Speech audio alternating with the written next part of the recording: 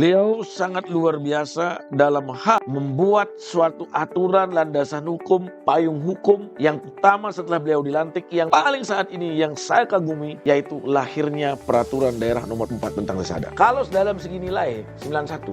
Pak Gubernur? Iya. Kepemimpinannya? 91 dari program beliau pun angkanya 9. Yang satu yang namanya kan gak ada yang namanya pemimpin sempurna. Nyaris sempurna. Nyaris sempurna.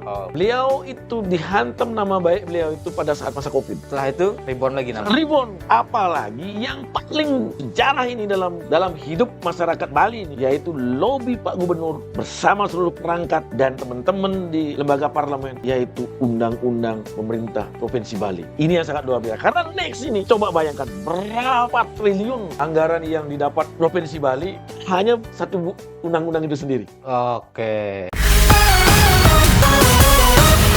Tinggal menghitung hari kepemimpinan Bapak Gubernur Bali Wayan Koster periode pertama 2018-2023 akan segera berakhir di 5 September 2023 ini. Tentu banyak program, banyak keberhasilan, prestasi yang sudah beliau torehkan dalam sejarah kepemimpinan Bali, tapi mungkin juga ada beberapa PR dan program yang belum tuntas. Nah, untuk membahas itu kita sudah bersama Ketua DPD Partai Hanura Provinsi Bali, Bapak Kadek Arimbawe yang akrab disapa Pak Lola. Om Swastiastu, Pak Dek. Om Swastiastu. Ya, kita bertemu lagi Pak Dek untuk mendiskusikan jelang akhir kepemimpinan Pak Koster periode pertama, karena Hanura kan salah satu partai pengusung ya beliau di Pilgub Bali 2018. Apakah ada catatan kritis juga, refleksi atau evaluasi dari Hanura Bali terkait dengan kepemimpinan Pak Gubernur? Dan mungkin juga Pak Gubernur akan menyampaikan capaian beliau. Kita nggak tahu, mungkin momentumnya diambil 14 Agustus mungkin ketika HUT Provinsi Bali, berarti beberapa hari atau 2-3 minggu jelang beliau berakhir mungkin akan disampaikan. Tapi Hanura apakah juga punya catatan? Silakan Pak Dek. Terima kasih. Sebelum membahas itu, rasanya ingin mengenang pada masa-masa perjuangan. Masa kampanye, ya. Mungkin Pak Dek itu keliling-keliling Bali waktu itu. Sebelum masa kampanye, masa-masa mencari rekomendasi ke Partai Hanura. Ada cerita tersendiri. Kalau nggak salah waktu itu Pak Dek kan masih di DPD ya, jadi masih DPD. 2018 kan? Masih DPD RI. Masih DPD RI. Masih DPD RI. Tapi belum di Hanura. Apa sudah? Sudah di Hanura. Sebenarnya. Sudah di Hanura. Dan mengingat saya diperintahkan oleh Pak Wayan Koster untuk ketemu secara langsung dengan Pak Cok Aceh. Oke. Pertama kali yang bicara dengan Cok Aceh, siap atau tidak untuk menjadi calon wakil gubernur. Berarti ini utusan untuk Minang gitu. Untuk meminang. Pak Wayan Koster yang memerintahkan saya, silakan Pak Kadek ketemu dengan Cok Aceh. Akhirnya saya telepon Cok Aceh, ketemulah di rumah beliau yang di Denpasar. Saya ketemu berdua, bagaimana? Ratu, saya utusan daripada Pak Wayan Koster mengajak Ratu untuk mendampingi beliau untuk menjadi calon wakil gubernur. Wah, tadinya beliau juga nggak begitu mau. Ada keraguan.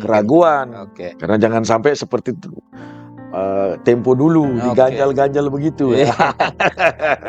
Diganjal. Akhirnya beliau menyetujui kalau memang Pak Kadek bersama-sama, saya siap. Saya datang lagi ke kantor DPD PDI Perjuangan, Pak Wayan, dan saya foto dengan Pak Cok Aceh. Ini saya udah ketemu, saya bla bla bla sampaikan. Begitu juga mencari rekomendasi. Untuk mendapatkan rekomendasi yang begitu susah, sampai satu jalur dengan Pak Wayan. Nah, akhirnya berjalan dan sampai sekarang. Mengakhiri masa kepemimpinan beliau. Tentunya yang pertama saya ucapkan selamat kepada Pak Gub. Saya selaku ketua partai pengusung sangat bangga atas capaian-capaian yang sudah diperoleh oleh pemerintah Provinsi Bali dalam hal pembangunan secara mental masyarakat, sumber daya manusia, dan begitu banyak program-program yang sudah dijalankan oleh beliau. Tentunya dalam hal akhir masa jabatan beliau, Nah, mudah-mudahan masyarakat sekarang melihat, menilai seperti apa masa kepemimpinan Pak Wayan Koster selama beliau menjabat sebagai gubernur. Ya, kalau kita bicara tadi cerita sudah Pak Ketua menyampaikan cerita perjalanan di Pilgub 2018 sampai sekarang akan berakhir masa jabatan. Apa mungkin catatan Hanura terhadap program yang sudah berjalan atau capaian-capaian dari Pak Gubernur selama 5 tahun kepemimpinannya saat ini? Yang pertama, sesuatu hal yang terjadi di masa kepemimpinannya Pak Koster sebagai gubernur ini kan sesuatu kejadian yang belum pernah terjadi di masa kepemimpinan manapun. Oke, pertama kali berarti? Pertama kali, yaitu pandemi COVID-19. Oh ya, ini kan benar-benar bupati, wali kota, gubernur, menteri, presiden, ini benar-benar dihantam dengan sesuatu kejadian yang belum pernah dirasakan oleh seluruh masyarakat dunia. Ya. Akhirnya pada saat itu, bagaimana nama Pak Wayan Koster dihantam habis-habisan oleh masyarakat. Karena pada saat itu seluruh masyarakat memang perut lapar. Ya. Stres pada saat itu. Ya. Itu benar-benar sesuatu hal yang kejadian yang di luar daripada dugaan. Tidak pernah ada satupun pemimpin di dunia yang membayangkan itu terjadi. Membayangkan itu terjadi. Dan tidak ada satupun yang mengetahui obat apa yang dipakai untuk bisa menyembuhkan orang takut ketemu. Nah itulah, pada saat itu benar-benar nama beliau itu di titik yang paling luar biasa. Oke. Habis itu, nah sekarang saya ingin menjelaskan kepada masyarakat juga, kepada teman-teman, seluruh kader partai Hanura dimanapun berada, kita sebagai pengusung. Jadi kita, khususnya saya sendiri, melihat bagaimana kepemimpinan beliau. Pertama, beliau sangat luar biasa dalam hal membuat suatu aturan, landasan hukum, payung hukum yang pertama setelah beliau dilantik, yang paling saat ini yang saya kagumi, yaitu lahirnya peraturan daerah nomor 4 tentang desa adat. Ini yang pertama yang benar-benar yang sangat luar biasa. Ya. Padahal semua daripada isi perda itu hampir persis pada saat bagaimana saya dengan Pak Wayan Koster waktu saya jadi anggota DPD berjuang untuk mendaftarkan desa adat. Pada saat disusunnya rancangan undang-undang desa itu sendiri. Kan itu antara desa adat dengan desa dinas kan. Akhirnya didaftarkanlah desa dinas.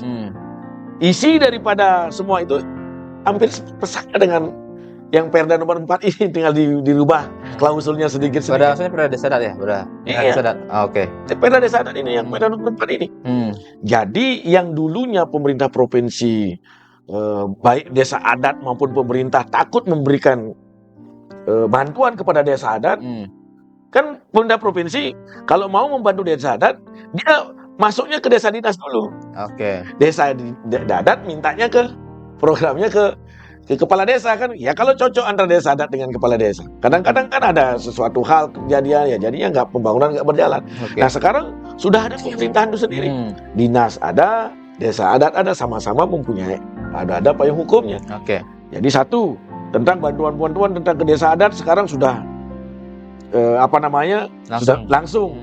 Habis itu tim berdiri yang namanya lembaga Majelis Desa Adat, MDA, termasuk Dinas Pemajuan Desa Adat juga ada. Benar, sampai di tingkat desa kan. Dengan adanya payung hukum Perda nomor 4 itu, pernah dulu kita rasakan bagaimana antar umat kita berbeda keyakinan. Dalam hal ada aliran-aliran seperti yang sampradaya seperti itu kan. Sebelum masa kepemimpinan Wayan Koster, sebelum adanya Perda nomor 4 ini, orang bisa serta-merta melarang orang begini, melarang orang begini. Bagaimana di lapangan Renon dulu ada kegiatan-kegiatan, habis itu di depan Monumen Kelungkung ada kegiatan setiap hari Minggu, hari Sabtu kalau nggak salah itu malamnya. Ya kita tidak bisa melarang. Padahal itu dianggap tidak sesuai dengan Dres Tebali gitu ya? Iya, artinya tidak sesuai dengan adat Dres Tebali kan. Tetapi kan kita tidak bisa melarang hak orang. Tapi dengan adanya payung hukum Perda nomor 4 ini, sampai di tingkat pelaksanaannya, yaitu tingkat pecalang di tingkat desa adat, sekarang sudah sama sekali sudah nggak ada. Kenapa orang nggak berani? Karena sudah ada suatu aturan yang bisa laksanakan daripada aturan itu sendiri. Artinya sekarang walaupun banyak masyarakat yang mempunyai keyakinan dan seperti itu, ya silakan, itu haknya orang masing-masing, tetapi tidak boleh memperlihatkan kepada masyarakat, apalagi di layak umum. Nah, itu bisa, desa adat sudah bisa melaksanakan sesuatu larangan. Artinya tindakan buat masyarakat yang melaksanakan itu. Itu gara-gara apa? Ya gara-gara Perda 4 ini. Gara-gara aturan yang sudah dibuat. Nah, Jadi inilah yang sangat luar biasa. sumber daya ini tiarap gitu ya mungkin. Jadi walaupun siapapun pemimpinnya, karena ada perda seperti ini, ya tetap saja. Walaupun nanti misalnya Koster nggak jadi gubernur, ya tetap saja ada perda, ya tetap desa adat ini menjadi power luar biasa. Nah, jadi masyarakat ini yang sekarang ingin saya sampaikan kepada seluruh masyarakat, ingin menyampaikan, jangan hanya berpikir tentang pembangunan fisik, habis itu suatu tindakan kemarin tentang penolakan U20, habis itu tentang masalah COVID, yang namanya kita kena pandemi kayak begitu kan, udah semua megabah-gabah kan ya, beraba-raba mau apa, mau diambil, ya tetap salah jadi pemimpinnya. Nah, tetapi lihat sekarang, kalau saya fair menilai, satu, landasan hukum dibuat, Perda nomor 4 itu, ditambah lagi bagaimana pinternya Pak Gubernur bersama jajaran untuk melobi pemerintah pusat untuk mengesahkan yang namanya Undang-Undang Pemerintah Provinsi Bali. Ya, nomor 15 tahun 2023. Iya. Nah, ini yang sangat fenomenal. Nah, jadi setelah adanya Undang-Undang Pemerintah Provinsi Bali, astungkara di tahun 2024 Pemerintah Provinsi Bali punya suatu program untuk memungut wisatawan asing dalam distribusi untuk masuk. Oh, ini kan luar biasa ini. Ya, belum lagi di undang-undang itu kan memungkinkan Bali mendapatkan dana dari pusat dalam konteks untuk menjaga adat kebudayaan seperti pemerintah pusat bisa memberikan dana bantuan kepada desa adat dan juga subak di pasal 8 kalau nggak salah. Ya, artinya secara tidak langsung dengan adanya Undang-Undang Pemerintah Provinsi Bali, jadi sudah ada klausul daripada pemerintah pusat untuk membawa anggaran APBN memberikan bantuan kepada pelestarian adat kebudayaan Bali itu sendiri, baik lewat subak maupun desa adat kan begitu. Ya, jadi kan nextnya ke depan seperti apa. Tapi ini kan tidak bisa berjalan jika tidak ada peran serta daripada Pak Gubernur. Ya, lobby-lobbynya hebat. Melobi-lobi pemerintah pusat untuk mengesahkan ini. Kadang-kadang ini kan tidak diperdebatkan, hanya sekedar di masyarakat, apalagi dengan kecanggihan teknologi sekarang. Habis itu minum arak yang begitu-begitu. Arakin melupakan. Jadi sebenarnya kemampuan seorang pemimpin atau politisi yang intangible gitu ya, tidak terlihat, sebenarnya adalah kemampuan lobby itu, karena politik ini sebenarnya adalah kompromi atas perbedaan gitu. Artinya bagaimana menjadikan perbedaan itu sebagai sebuah kompromitas atau persetujuan kan begitu. Itu sebenarnya esensi politik atau esensi kepemimpinan dengan kekuatan lobbynya kan begitu. Jadi gini, pemimpin yang hebat adalah pemimpin yang bisa melobi dan membuat aturan dulu, payung hukum. Karena setelah adanya payung hukum itu sendiri, itu akan membawa anggaran yang besar. Jadi mungkin istilahnya, apakah bisa kita bilang Pak Gubernur ini rajanya lobby-lobby lah? Nah, kalau itu jangan ditanya. Kalau itu jadi lobby dalam kasus positif. Melobi bagaimana bisa mengesahkan ini kan nggak segampang yang dipikirkan. Mungkin seperti yang Pak Gubernur bilang, kecil orangnya, besar hasiatnya kan begitu. Nah, jadi saya lihat kan banyak yang namanya tokoh-tokoh politik kan, ada bicara begini, habis itu dengan adanya kebijakan beliau menunda gini dengan SMA Bali Mandara, meregulerkan. Saya sih gini aja, kalau dalam segi nilai 91 Pak Gubernur, iya, kepemimpinannya 91 dari program beliau pun angkanya 9, yang satu yang namanya kan nggak ada yang namanya pemimpin sempurna-sempurna kan? Berarti nyaris sempurna. Nyaris sempurna. Oh. Kalau saya menilai secara pribadi, secara kepartaian saya melihat beliau itu dihantam nama baik beliau itu pada saat masa Covid.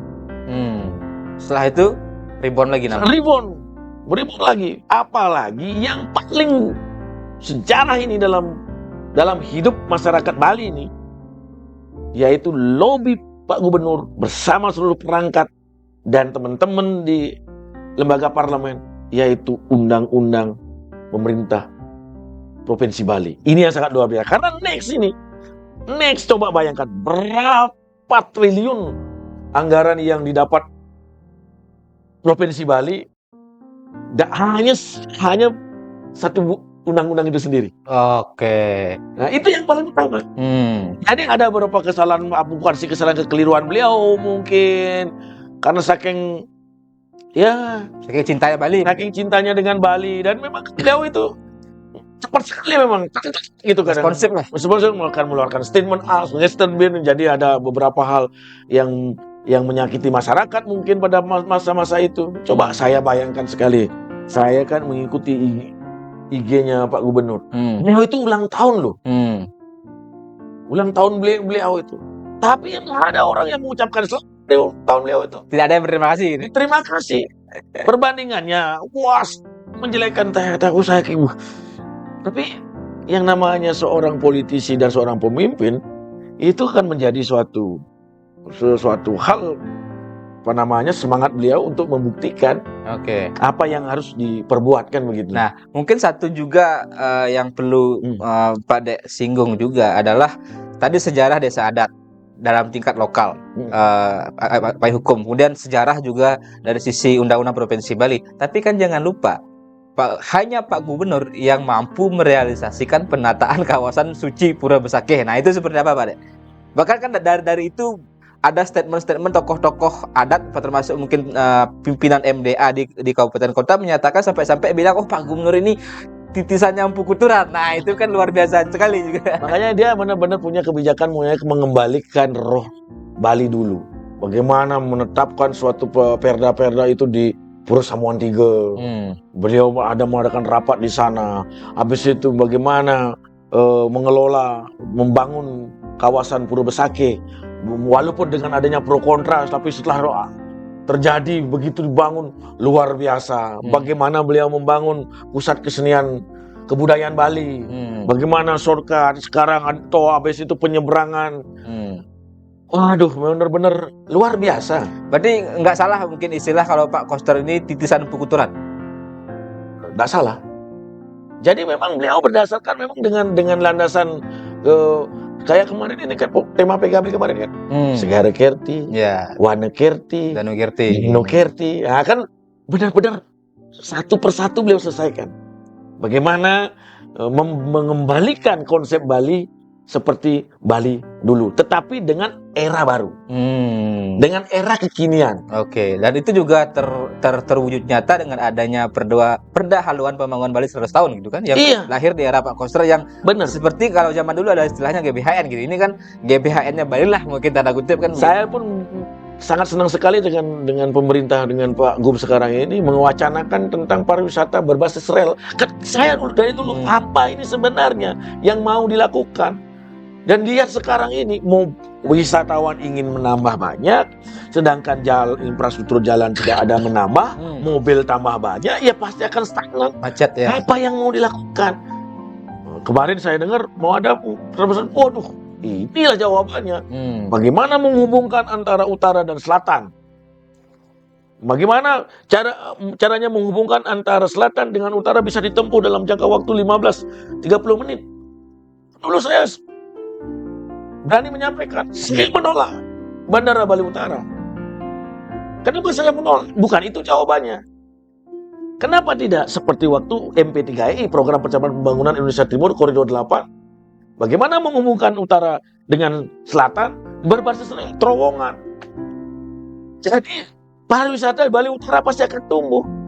Karena apa? Karena begitu lamanya menghubungkan antara utara dan selatan dengan adanya kereta yang nantinya next ke depan akan dibuat oleh gubernur. Wah, itu kan sangat luar biasa. Oke. Apalagi sekarang begitu gencarnya Jokowi dengan kereta cepatnya Jakarta-Bandung. Nah, dengan kembali kecanggihan lobi beliau ke pusat, bisa membuat kereta utara selatan ini langsung keliling begitu dengan MRT-nya. Aduh, coba bayangkan, ini namanya Bali era baru. Bali era baru. Nah, oke, beberapa poin terakhir mungkin Pak Dek, apakah dengan berbagai keberhasilan beliau masih ada catatan lah yang menjadi PR? Mungkin karena PLT gubernur nanti yang akan mengganti beliau mungkin tidak bisa mengambil kebijakan strategis, tapi kita berharap 2024 ketika kontestasi Pilgub mungkin ada harapan Pak Gubernur terpilih lagi atau seperti apa. Nah, apa mungkin sedikit catatan PR untuk di periode pertama ini yang perlu dituntaskan nantinya?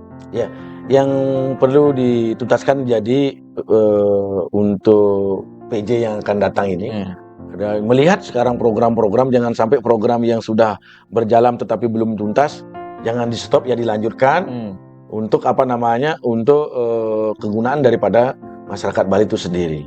Dan sekarang di hadapan masyarakat saya berani menyampaikan, kalau dalam penilaian saya sudah tadi saya sampaikan 91, dan banyak program-program yang ke depan yang ingin beliau capai dengan begitu landasan yang sudah dibuat sekarang.